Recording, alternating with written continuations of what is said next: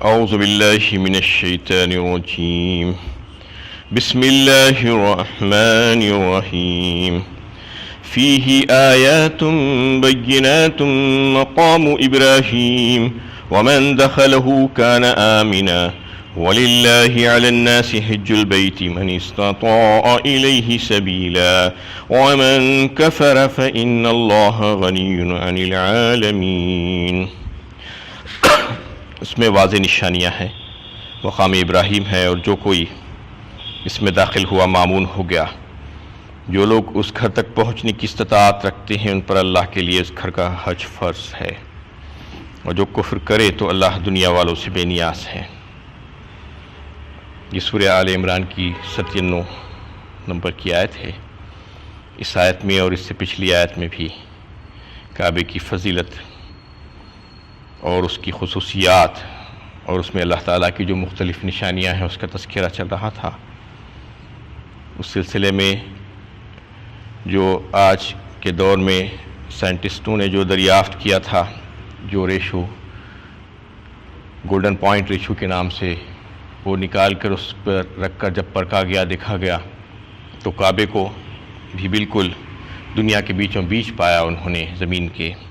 یہ ایک خاص بات کعبے کے متعلق، اس کی فضیلت کے متعلق جو آج سائنس دریافت کر چکی ہے۔ اور ایک بات اس تعلق سے مکہ اور مدینہ اور اسلام کی حقانیت کے تعلق سے یہ ہے کہ جب چاند میں امریکہ نے اپنے کچھ لوگوں کو بھیجا تھا تو اس میں سب سے پہلا جانے والا جو تھا نیل آرمسٹرانگ، تو جب وہ چاند میں گیا تو اس کو کچھ عجیب و غریب آوازیں وہاں پر سنائی تھی۔ وہ ریکارڈ کر کر لا کر جب زمین پر دیکھا تو وہ اذان کی آواز تھی، کیونکہ وہاں پر کوئی فریکوینسی کام نہیں کر رہی تھی زمین کی، سارے فریکوینسیز فیل ہو رہے تھے۔ اس وقت کچھ آوازیں آ رہی تھی اس کو، وہ آوازیں اذان کی آوازیں تھیں۔ اور جو ہے سونیتا ولیمز جو ہندوستان کی ایسٹروناٹ تھی، جو امریکہ سے ناسا کے ذریعے سے اس کو بھی چاند کے مشن پر بھیجا گیا تھا،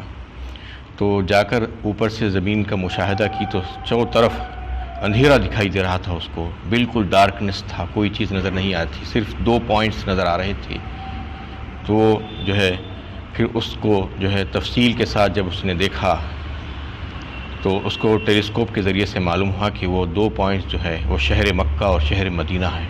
جہاں پر روشنی نظر آ رہی تھی۔ اس کے علاوہ ساری دنیا میں اندھیرا دکھ رہا تھا اس کو۔ یہ باتوں کے معلوم کرنے کے بعد وہ لوگوں نے اسلام لا کر مسلمان ہو گئے، پتہ چلا۔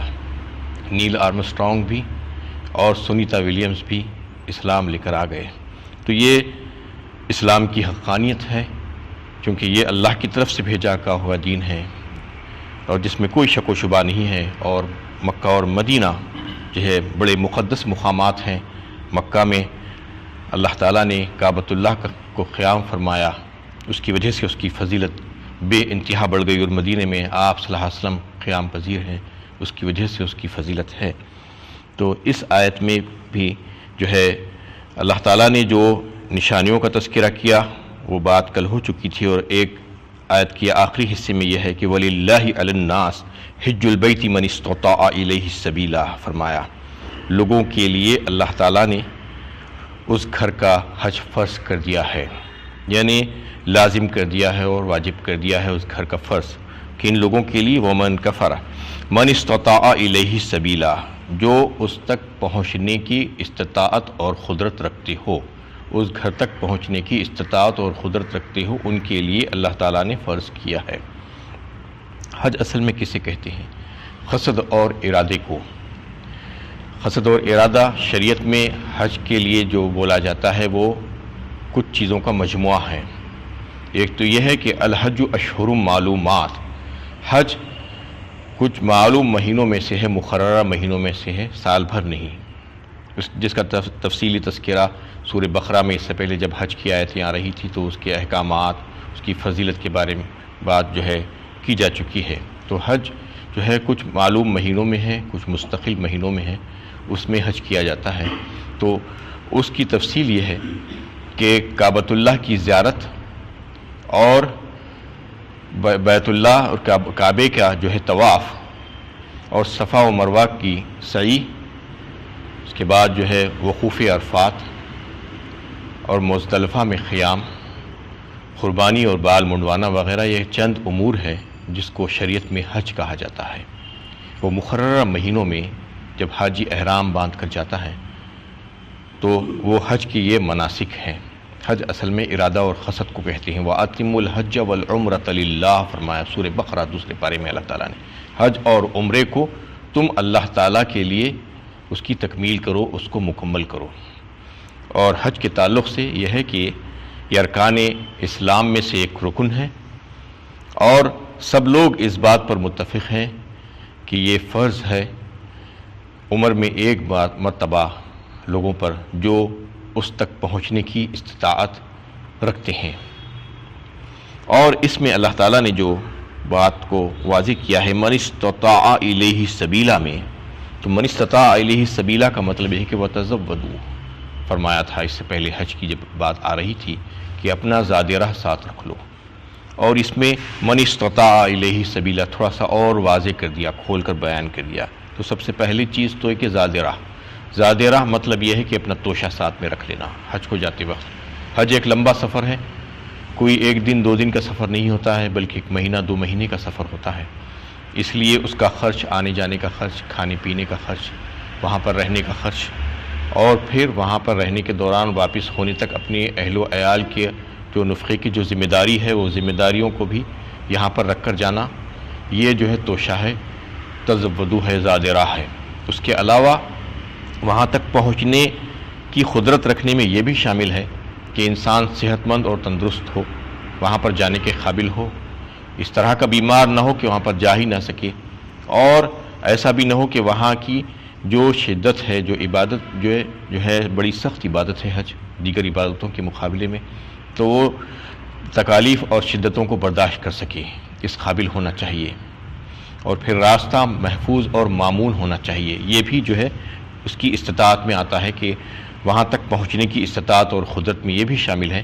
کہ راستہ محفوظ اور مامون ہو، اور راستے میں آنے جانے کے سلسلے میں کسی قسم کی کوئی رکاوٹ نہ ہو، اور کوئی جان اور مال کا نقصان کا اندیشہ نہ ہو۔ اور عورتوں کے لیے ہے کہ عورت کے ساتھ محرم کا ہونا ضروری ہے، یہ بھی اس کی استطاعت میں شامل ہے۔ اگر کسی عورت کے پاس سب کچھ ہے، پیسہ بھی ہے اور صحت و تندرستی بھی ہے، راستہ بھی محفوظ ہے، لیکن محرم نہیں ہے، تو وہ حج نہیں کر سکتی محرم کے بغیر، چاہے وہ محرم اپنے خرچ سے حج کر رہا ہو یا عورت اس کو اس کا خرچ برداشت کر کے اس کو لے جا رہی ہو۔ بہر صورت یہ ہوگا کہ عورت کے لیے محرم ضروری ہے، بغیر محرم کے عورت سفر نہیں کر سکتی، حج بھی نہیں کر سکتی۔ تو اندازہ لگائیے کہ آج عورتیں کیسے پھر رہی ہیں، کہاں کہاں پر چلے جا رہی ہیں، جبکہ حج ایک فرض عبادت ہے، اور اس کے اوپر بھی فرض ہے۔ وہ فرض ہونے کے باوجود، استطاعت ہونے کے باوجود بھی عورت سے کہا گیا ہے کہ اگر تمہارے ساتھ محرم نہیں ہے تو تم سفر حج نہیں کر سکتی، حج کو نہیں جا سکتی۔ تو دوسری جگہ کہاں جا سکتی ہے عورت، بتائیے، بغیر محرم کے؟ یعنی جو سفر جس کو بتایا گیا ہے کہ 72 کلومیٹر کا جو ڈسٹنس ہے، اگر اس سے زیادہ عورت کو جانے کا ہے تو عورت بغیر محرم کی نہیں جا سکتی۔ ایک ملک سے دوسرا ملک اٹھ کر چلے جا رہے ہیں، شوہر وہاں پر ہیں، بیوی یہاں سے چلی جا رہی ہے، بٹھا دیا جا رہا ہے، یہ جائز نہیں ہے۔ کچھ نہ کچھ ایسا انتظام کرنا چاہیے کہ محرم کے ساتھ عورت کو سفر کرانا ہوگا۔ اس کے علاوہ بھی بہت سی عورتیں آج من مانی کر رہی ہیں، کبھی دین کے نام پر، کبھی کسی اور چیز کے نام پر، کبھی کاروبار کے نام پر، کبھی اور نام پر جو ہے سفر کر لیتی ہیں۔ ان کو یہ پتہ ہی نہیں ہے کہ شریعت نے ان کو اجازت نہیں دی ہے اس بات کی، جبکہ حج جیسی عبادت کے لیے بھی کہا گیا ہے کہ محرم کے بغیر تم حج کو نہیں جا سکتی۔ اگر تمہارے پاس سارے وسائل موجود ہیں، اس کے باوجود بھی تم جو ہے یہ قابل نہیں سمجھے جاؤ گی کہ تمہارے اوپر حج فرض ہے۔ حج فرض ہو چکا ہے اور سارے وسائل بھی ہیں، لیکن محرم نہیں ہے، تو اس کا مطلب یہ ہوگا کہ تمہاری قدرت نہیں ہے حج کو جانے کے لیے۔ یہ ساری باتیں واضح کر دینے کے بعد فرمایا گیا کہ وَمَنْ كَفَرَ فَإِنَّ اللَّهَ غَنِيٌّ عَنِ الْعَالَمِينَ، اور جو کوئی استطاعت رکھنے کے باوجود بھی اس گھر کا حج نہیں کرنا چاہتا، انکار کرتا ہے اور یہ کہتا ہے کہ یہ فرض نہیں ہے، تو اگر وہ ایسا کہہ کر جو ہے حج کو نہیں جا رہا ہے، حج نہیں کر رہا ہے، تو اس کے لیے بڑی سخت وعیدیں ہیں۔ پہلے تو اس آیت میں اللہ تعالیٰ نے فرما دیا کہ اللہ تعالیٰ تو غنی ہے، اللہ تعالیٰ بے نیاز ہے تمہارے حج کرنے سے یا نہ کرنے سے۔ اگر تم حج نہ کرو گے تو ان کو کوئی فرق نہیں پڑے گا، تم حج کرو گے تو بھی ان کو کوئی فرق نہیں پڑے گا، یہ تو تمہارے فائدے کے لیے ہے۔ ساری عبادتوں کا معاملہ ایسا ہی ہے، ساری دنیا کے لوگوں سے بے نیاز ہے، وہ فرما دیا گیا۔ اور آپ صلی اللہ علیہ وسلم کی احادیث اس میں جو ہے ملتی ہے ہم کو اس سلسلے میں بڑی سخت وعید ہے کہ جو طاقت اور استطاعت اور قوت رکھنے کے باوجود اگر کوئی حج کو نہیں جاتا ہے تو اس کے تعلق سے آپ صلی اللہ علیہ وسلم نے فرمایا کہ وہ چاہے یہودی ہو کر مرے یا نصرانی، اتنی سخت وعیدیں ہیں اس کے لیے جو حج کو نہیں جاتا ہے۔ تو اس میں دو باتیں ہیں، ایک تو یہ کہ کوئی اگر انکار کرتا ہے اس کی فرضیت کا تو اس کا مطلب یہ ہے کہ وہ تو بالکل واضح طور پر کفر میں چلا گیا ہے، اسلام سے، دائرہ اسلام سے وہ باہر نکل گیا ہے۔ اور اگر انکار نہیں کر رہا ہے لیکن اس کے باوجود ٹال مٹول کرتا ہے، جاتا نہیں ہے، جانا نہیں چاہتا، طاقت اور استطاعت ہے اس کے باوجود بھی، تو اس کا مطلب یہ ہے کہ وہ کفر والا عمل کر رہا ہے، وہ جو عمل کر رہا ہے وہ انتہائی گناہ کا کام ہے، اس کو فوراً اپنی اصلاح کر لینی چاہیے۔ اس تعلق سے اللہ تعالیٰ نے یہ بات واضح فرما دی کہ اللہ تعالیٰ تو غنی ہے اور ان کو تمہارے حج کیا تمہاری کوئی عبادت کی ضرورت نہیں ہے۔ قُلْ يَا أَهْلَ الْكِتَابِ لِمَ تَكْفُرُونَ بِآيَاتِ اللَّهِ وَاللَّهُ شَهِيدٌ عَلَى مَا تَعْمَلُونَ، کہو اے اہل کتاب تم اللہ کی آیتوں کا کیوں انکار کرتے ہو، تم جو کچھ کر رہے ہو اللہ اسے دیکھ رہا ہے۔ قُلْ يَا أَهْلَ الْكِتَابِ لِمَ تَصُدُّونَ عَنْ سَبِيلِ اللَّهِ مَنْ آمَنَ تَبْغُونَهَا عِوَجًا وَأَنْتُمْ شُهَدَاءُ وَمَا اللَّهُ بِغَافِلٍ عَمَّا تَعْمَلُونَ، کہو اے اہل کتاب تم ایمان لانے والوں کو اللہ کی راہ سے کیوں روکتے ہو، تم اس میں کجی پیدا کرنا چاہتے ہو جبکہ تم گواہ ہو اللہ تمہاری حرکتوں سے بے خبر نہیں ہے۔ ان آیتوں کے شان نزول کے بارے میں بتایا جاتا ہے کہ اس سے پہلے اہل کتاب کے تعلق سے ان کے باطل عقائد اور ان کی جو شرارتیں تھیں اس کا تذکرہ چل رہا تھا، اور بیچ میں حج اور بیت اللہ اس کی حرمت کے بارے میں بات آئی، اور پھر اہل کتاب کی طرف جو ہے روئے سخن پھیر دیا گیا، اور پھر سے اہل کتاب کا تذکرہ یہاں پر آ رہا ہے۔ اس کے بارے میں ایک خاص واقعے کا تذکرہ کیا جاتا ہے کہ ایک یہودی تھا سماس بن قیس، تو وہ جو ہے مسلمانوں سے بڑی شدید نفرت کرتا تھا اور اس کے دل میں بڑا کینہ تھا مسلمانوں سے۔ عام طور پر یہودی ایسا ہی کرتے ہیں، مسلمانوں سے بہت نفرت کرتے ہیں۔ تو اس نے دیکھا کہ ایک مجلس میں جو انصار جو صحابہ تھے، اوس اور خزرج دو قبیلے تھے، جو اسلام کے پہلے بھی جاہلیت کے دور میں بھی وہ لوگ، یعنی دو جو قبیلے تھے اوس اور خزرج کے، ان میں بڑی لڑائی ہوا کرتی تھی، جنگیں صدیوں سے چل رہی تھی، طویل جنگیں ہو رہی تھی۔ اس کے بعد جب اسلام میں آئے وہ لوگ تو ایسے شیر و شکر کی طرح ہو گئے کہ پتہ ہی نہیں چلتا تھا کہ وہ ایسی لمبی جنگیں لڑ چکے ہیں ایک دوسرے سے۔ تو اس نے جب دیکھا کہ ایک مجلس میں دونوں بالکل یعنی اتنی محبت کے ساتھ بیٹھے ہوئے ہیں اور متفق ہیں اور متحد ہیں، جمع ہوئے ہیں، تو اس کو بڑی تکلیف ہوئی اور حسد ہوئی کہ کیسے ان کے درمیان جو ہے اختلافات پیدا کر دیے جائیں، پرانی جو لڑائی ہے اس کو پھر سے کس طریقے سے چھیڑ دیا جائے۔ تو وہ سوچ کر اس نے ایک تجویز کی، ایک شخص سے کہا کہ وہ لوگ جو اشعار پڑھا کرتے تھے وہ زمانے میں، جو فقریہ اشعار، وہ اشعار کو ان کے سامنے پڑھ دیا جائے۔ تو یہ کہہ کر وہ شرارت کر کے وہ اشعار کو پڑھنا شروع کیے ان کے سامنے۔ تو ان کی جو پرانی جو دشمنیاں تھیں وہ اوٹ کر آ گئی، ان کو پھر سے وہ باتیں یاد آنے لگی، اور پھر بحث و تکرار اور لڑائی جھگڑا شروع ہوا، یہاں تک نوبت آ گئی کہ جنگ اور یعنی لڑائی کا جو ہے وقت اور موقع طے کر دیا گیا۔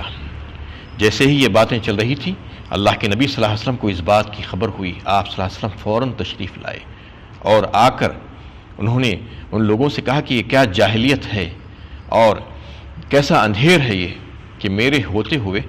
تم لوگ جبکہ مسلمان ہو چکے ہو اور تمہارے میں باہمی اتحاد اور اتفاق ہو چکا ہے، تم ایک دوسرے سے مانوس ہو چکی ہو،